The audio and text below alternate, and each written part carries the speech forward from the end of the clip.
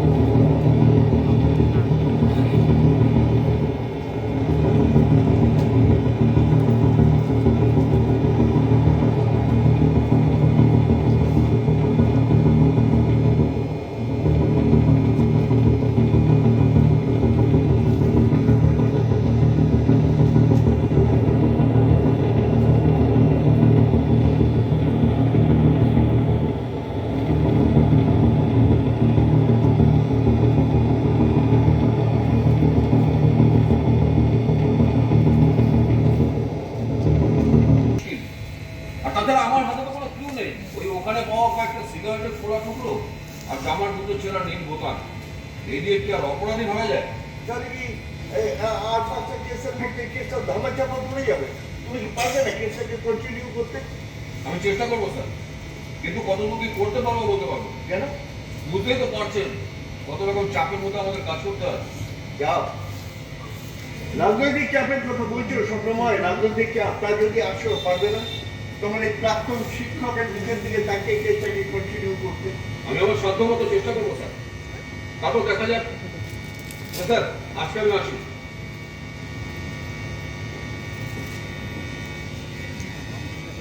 বিরক্ত করতে আমার আসতে হলো স্যার। কেন আবার কি হলো? চাপ আসছে স্যার, ভীষণ চাপ আসছে। কেসটা চেপে যাওয়ার জন্য?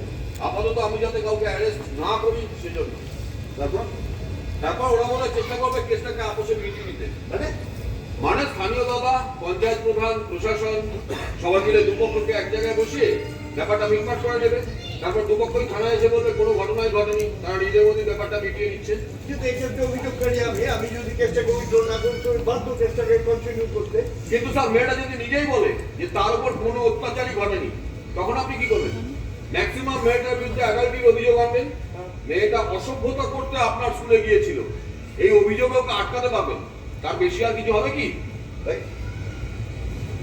তোমার যা করা তুমি করো, তবে একটা কথা বলে, লোকাল থানার উপর থানা আছে, আইন আছে, আদালত আছে। আমি শেষ দেখে ছাড়ব। এত বড় অন্যায় আমি কিছুতেই সহ্য করব না।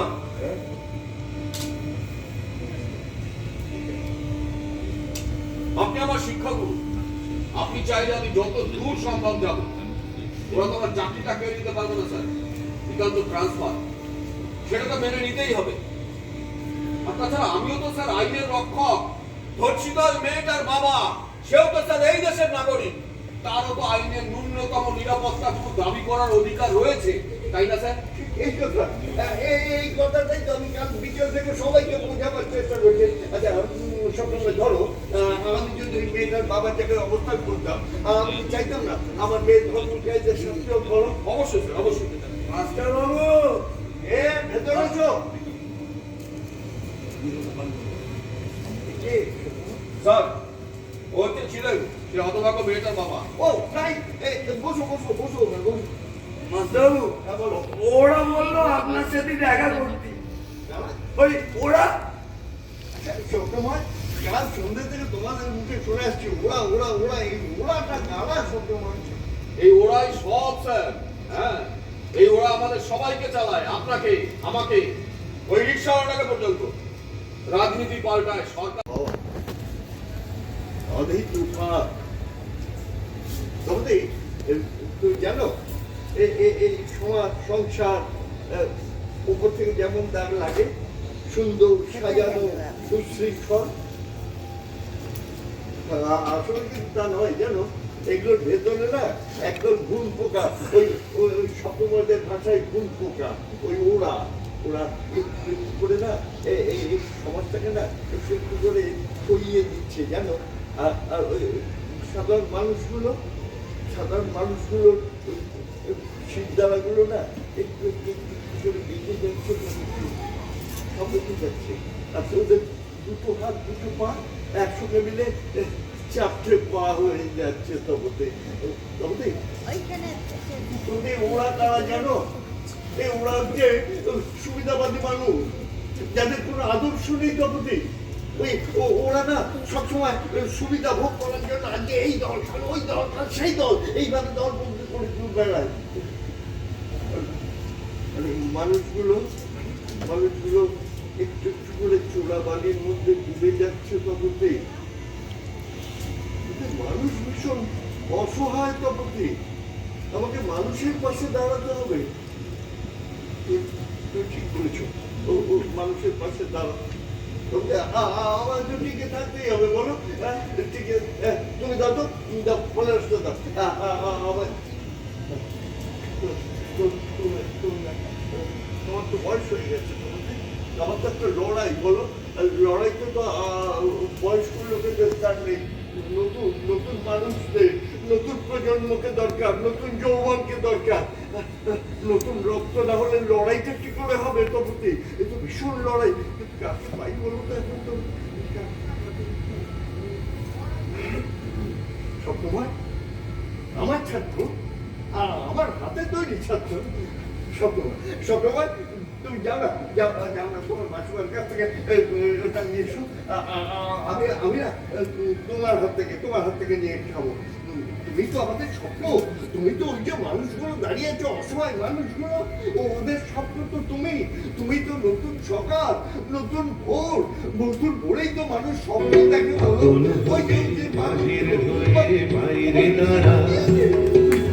বুকের মাঝে বিশ্ব লোকের পাবি সারা, পাগল হতে বাহির হয়ে বাইরে দাঁড়া। রসুলপুর প্রিসার্ভের তরফ থেকে উত্তর এরিয়ে ইছাপুর অঙ্কুরের নির্দেশক অমিত রায় মহাশয়কে সম্বর্ধনা জানাবো। এরপর মেমেন্টো তুলে দেওয়া হচ্ছে জয়ন্তদার হাতে।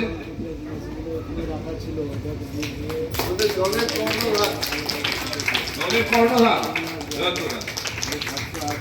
এরপর সকল সদস্যকে মেডেল প্রদানের মাধ্যমে সম্মান জানানো হচ্ছে।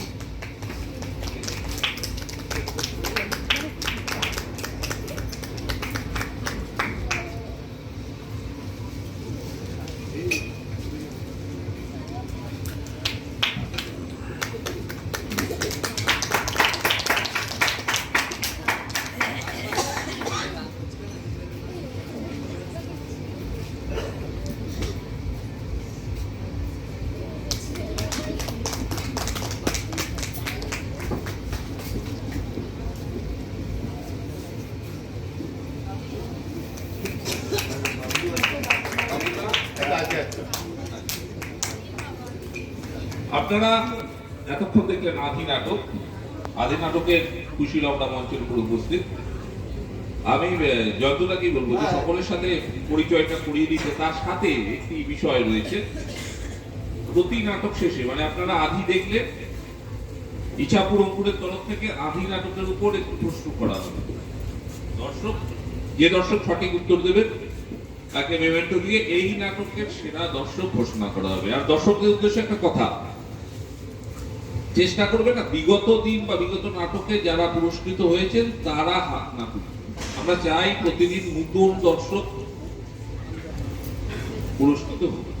আর মুখে বলবেন না, হাত তুলুন, ওনারা জিজ্ঞেস করবেন, ভুল বললে দ্বিতীয় জনকে জিজ্ঞেস করা হবে, কেউ বলতে না পারলে নতুন প্রশ্ন করা হবে। ঠিক আছে জয়ন্ত?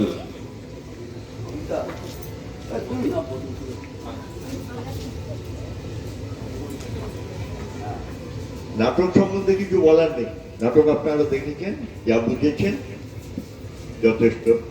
মেয়েদের উপর অত্যাচার তো নতুন নয়, সেই রামায়ণ মহাভারত থেকে শুরু হয়েছে, এখনো চলছে। আর সুবিধাবাদী মানুষও তখনও ছিল, এখনো আছে, ভবিষ্যতেও থাকবে।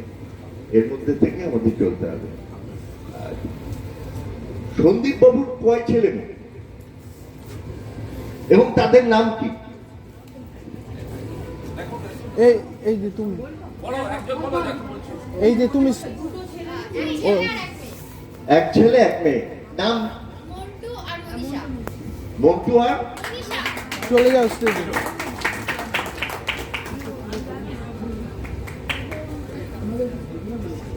স্টেজ থেকে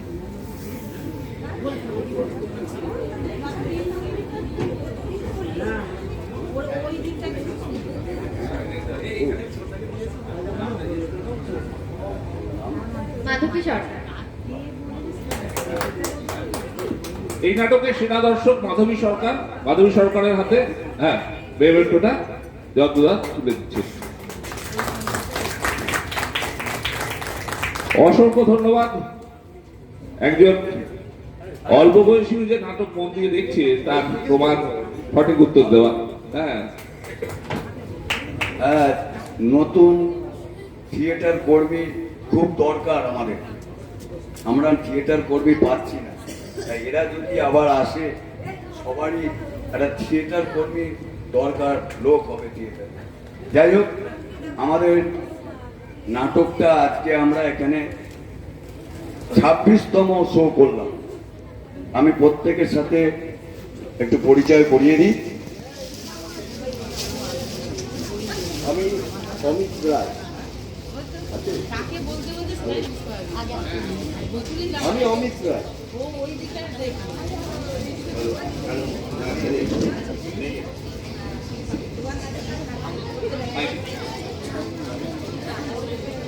হ্যালো হ্যালো নমস্কার, আমি সুমিত ভট্টাচার্য।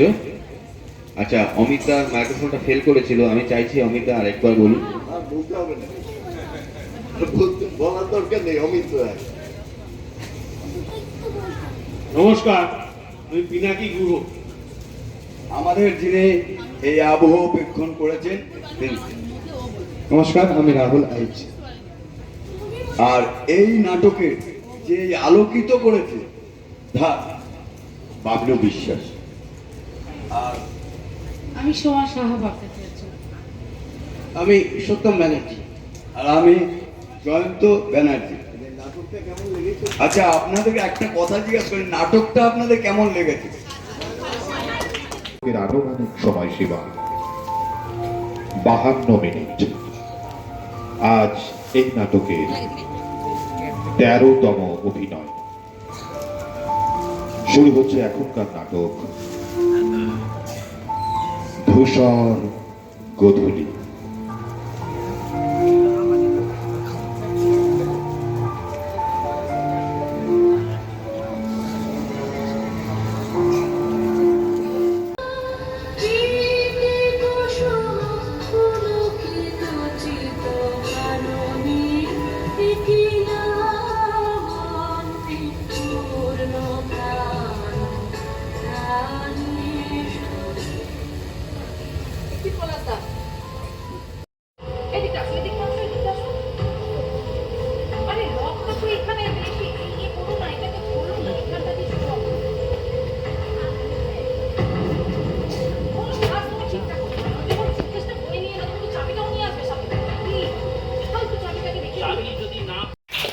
সকল সদস্যকে মেডেল প্রদানের মাধ্যমে সম্মান জানানো হচ্ছে।